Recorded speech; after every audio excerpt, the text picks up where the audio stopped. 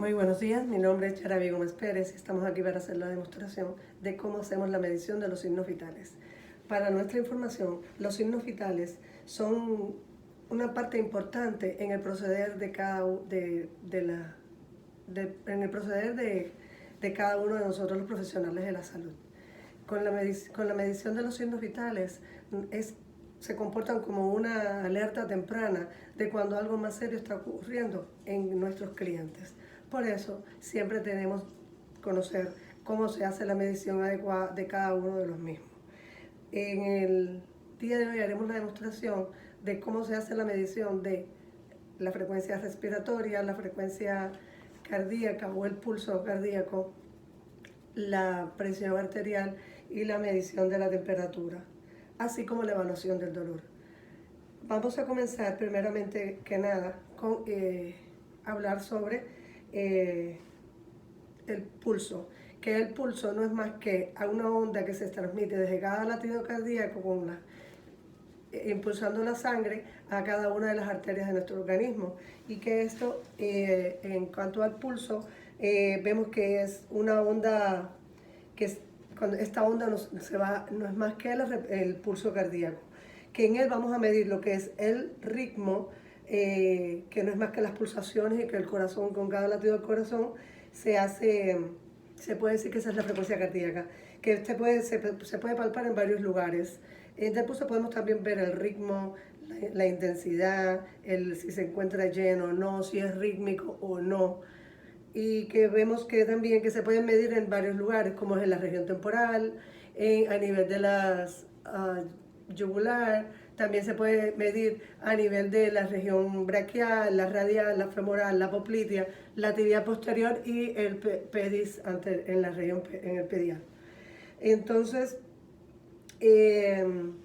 hoy nosotros vamos a hacer la medición del pulso a nivel de la región radial. Pero es bueno conocer cuáles son los valores normales de los pulsos según la edad, porque no se comporta igual en un niño que en un anciano que en un adulto.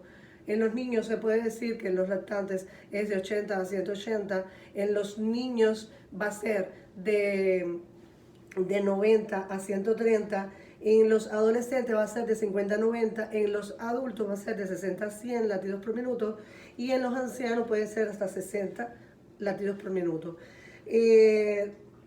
Lo primero que vamos a hacer es, en cada uno de los procederes, nos vamos a identificar con el paciente, le vamos a decir nuestro nombre, cuál es el objetivo de que vamos a estar aquí midiéndole su pulso arterial, vamos a proteger la privacidad de él y nos vamos a lavar las manos y le vamos a medir el pulso a nivel radial.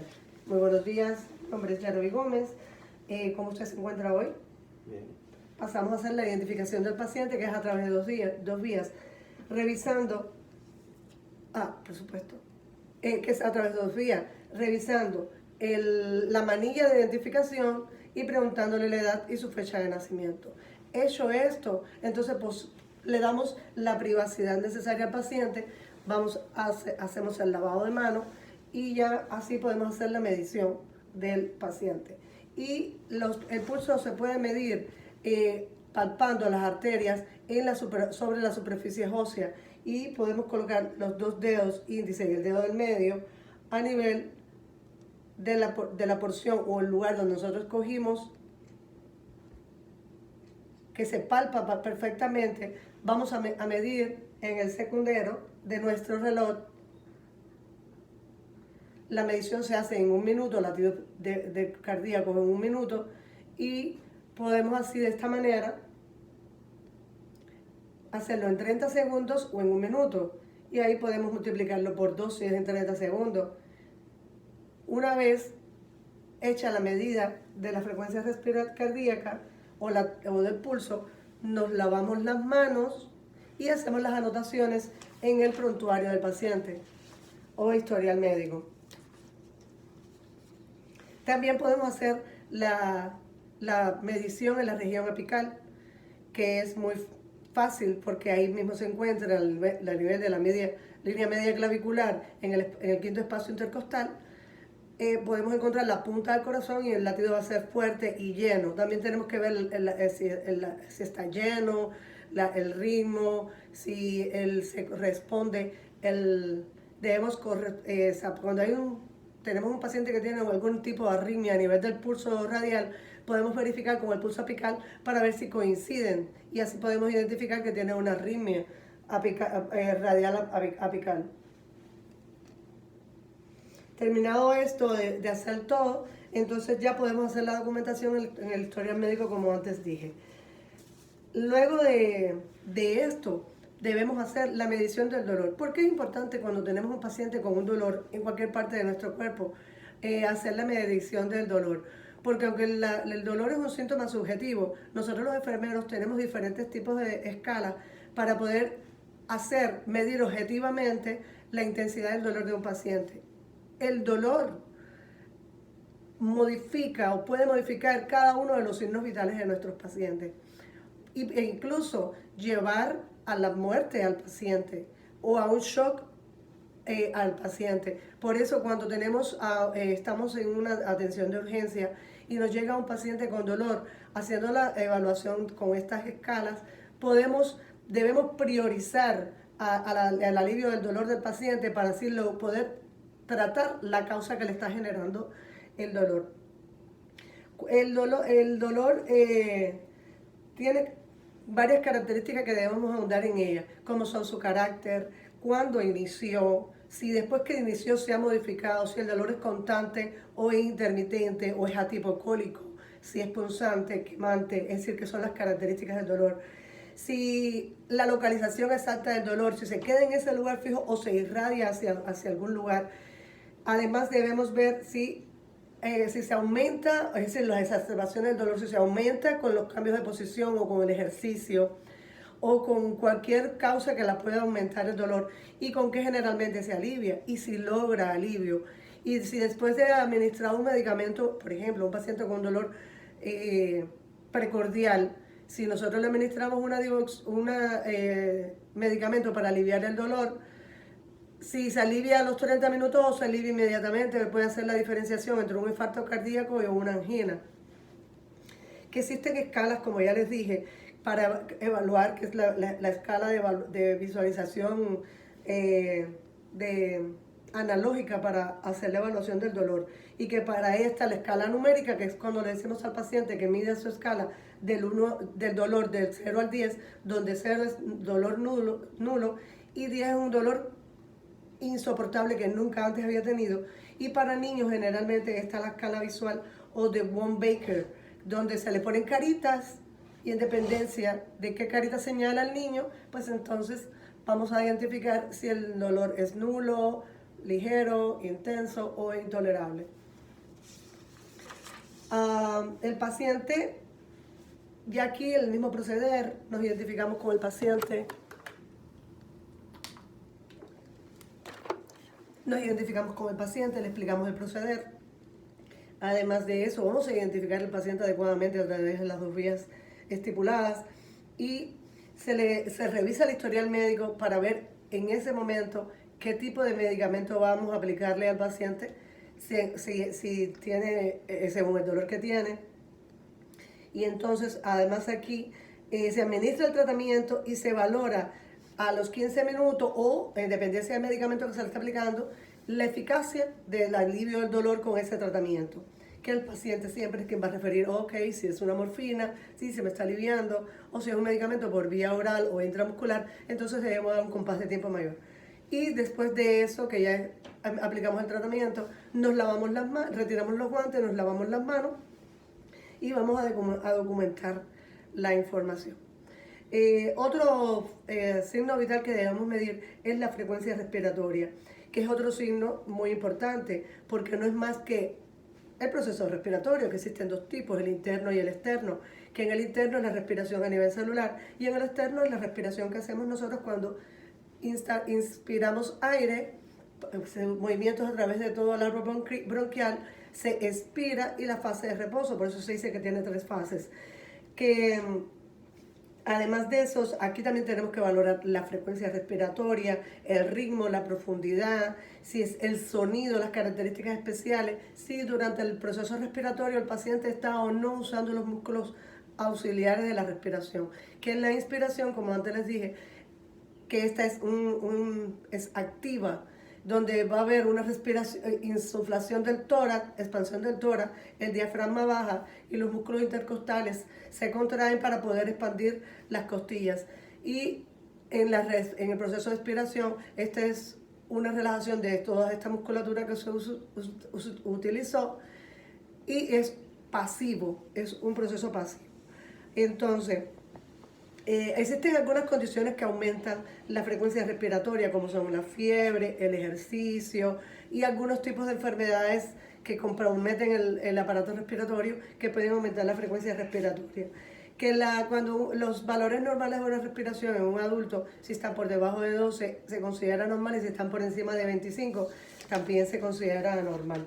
Entonces, le vamos a pedir al paciente una cosa, que cuando estamos midiendo la respiración del paciente, no podemos decirle al paciente que vamos a medirle su frecuencia respiratoria, porque entonces el paciente no está haciendo un proceso inconsciente. Vamos a simular que le estamos midiendo la frecuencia cardíaca a nivel de cualquier lugar y le ponemos la mano sobre el tórax y así estamos viendo, contando las respiraciones en un minuto.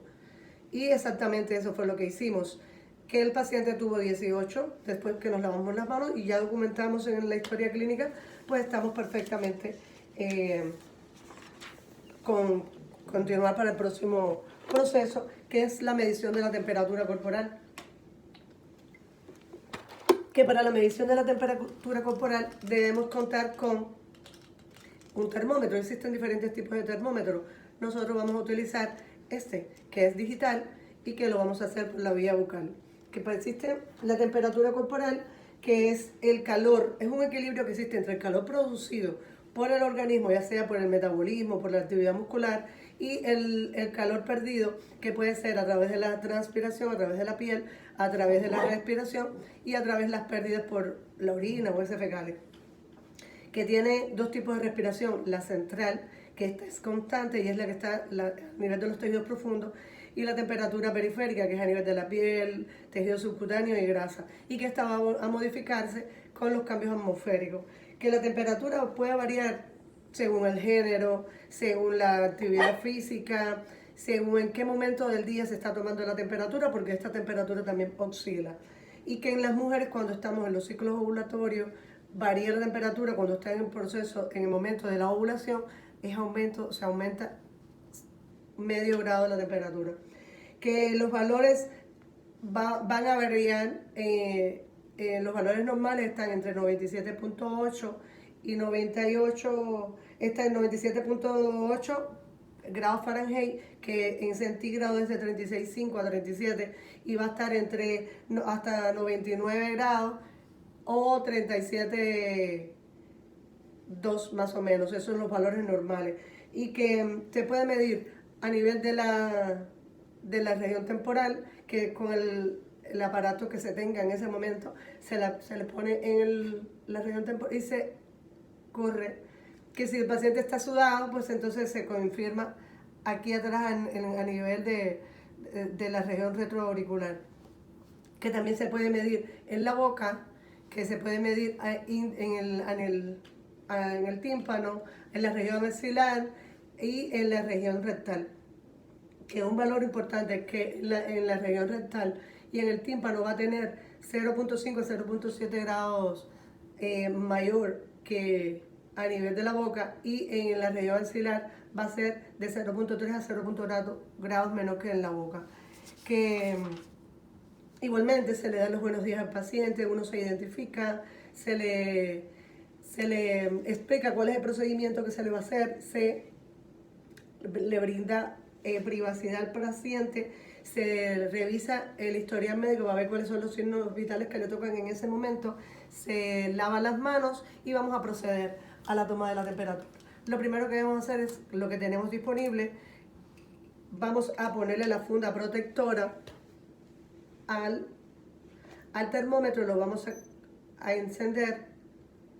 Le vamos a pedir al paciente que abra la boca. Siéntate, por favor. Lo vamos a ayudar a incorporarse.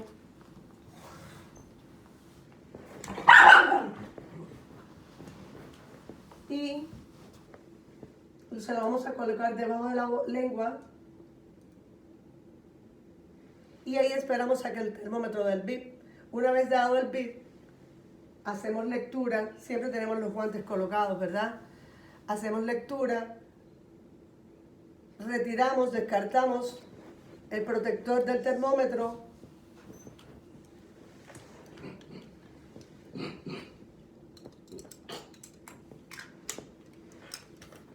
Descartamos, nos retiramos los guantes, nos lavamos las manos y vamos a documentar los valores. Siempre que terminemos un signo vital debemos documentar para no confundir ni olvidar los valores. Y hecho esto, entonces sí podemos pasar a la medición de la presión arterial. Que la presión arterial es un valor importantísimo dentro de los signos vitales que tenemos que tomar. Y que realmente la presión arterial no va a ser más que dentro de la presión arterial tenemos la presión sistólica y la presión diastólica, y que la presión sistólica es aquella que ocurre con cada contracción del ventrículo, de los ventrículos, y la sistólica es cuando el corazón se encuentra en reposo.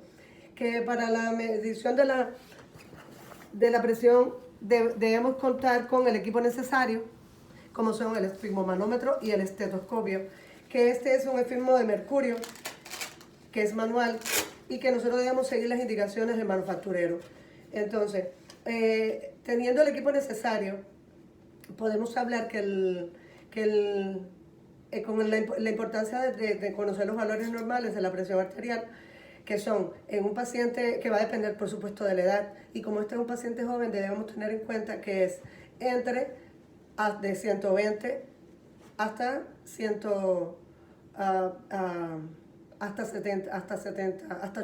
79 o 80 grados en milímetros de mercurio, que son sus valores normales. Por encima de eso se considera hipertensión primaria o hipertensión, y por debajo de eso se considera hipotensión, que los grados de hipertensión están hasta 129, con 89 es hipertensión primaria, de 139 con 89 es hipertensión secundaria, y por encima de estos valores hipertensión terciaria, ya que puede o no tener complicaciones de órganos diana. Para medir la presión arterial nos vamos a pedir al paciente que se siente, por supuesto siempre nos vamos a identificar, nos vamos a presentar, le vamos a explicar al paciente el proceder que le vamos a realizar, le vamos a respetar la privacidad, nos lavamos las manos, le pedimos al paciente el permiso siempre, lo vamos a ayudar a incorporarse, que para eso le vamos a medir la presión, que debe estar sentado. Pégate aquí, por favor. El paciente debe estar sentado y debe colocar el brazo con ambos pies, siempre con ambos pies puestos sobre el piso, no debe tenerlos cruzados, y la mano del paciente debe estar semiflexionada a la altura del corazón. Hecho esto, vamos primeramente a localizar el pulso radial del paciente, el braquial del paciente,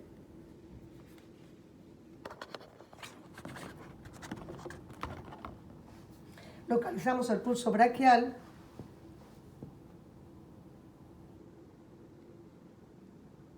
localizado el mismo, vamos a colocar,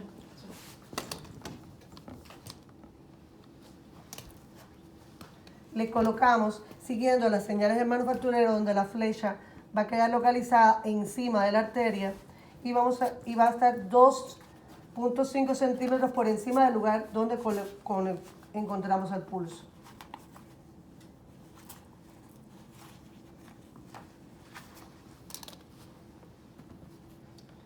Vamos a colocar el reloj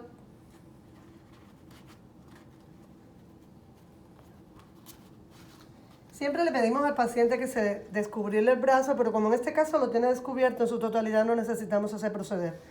Entonces, colocado el reloj,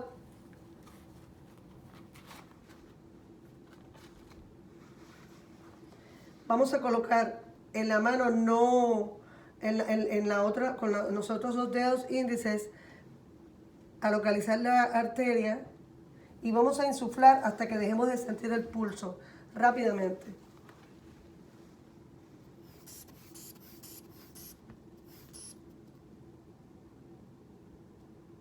Hecho esto, sacamos el aire rápido y vamos a esperar de 30 a 60 segundos para volver a medir la presión arterial. En lo que esperamos eso, ya podemos ir colocando el estetoscopio de forma tal y vamos a colocar el diafragma o la campana, como sea más cómodo para quien, para medir en el lugar donde se palpamos y vamos a medir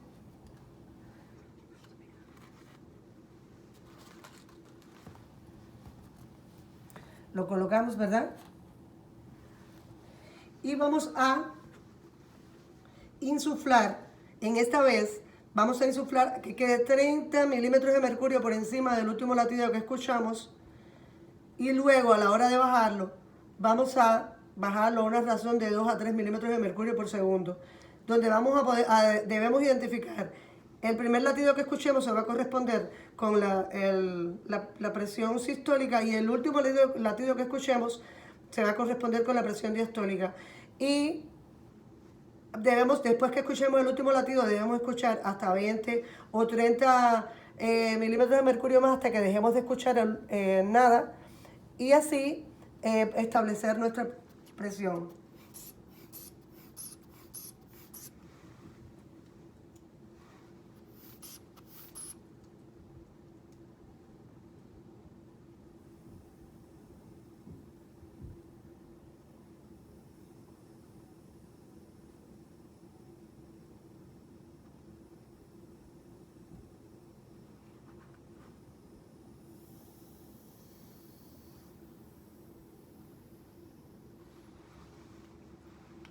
Establecidos los valores, se le informa al paciente que sus valores fueron de 110,70. Se retira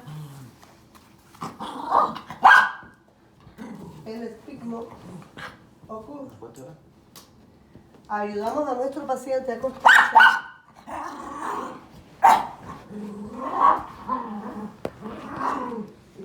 Ayudamos a nuestro paciente a acostarse. Nos lavamos las manos y vamos a documentar las mediciones de la presión arterial que encontramos en nuestro paciente. Hecho esto, damos por concluida la actividad y muchísimas gracias.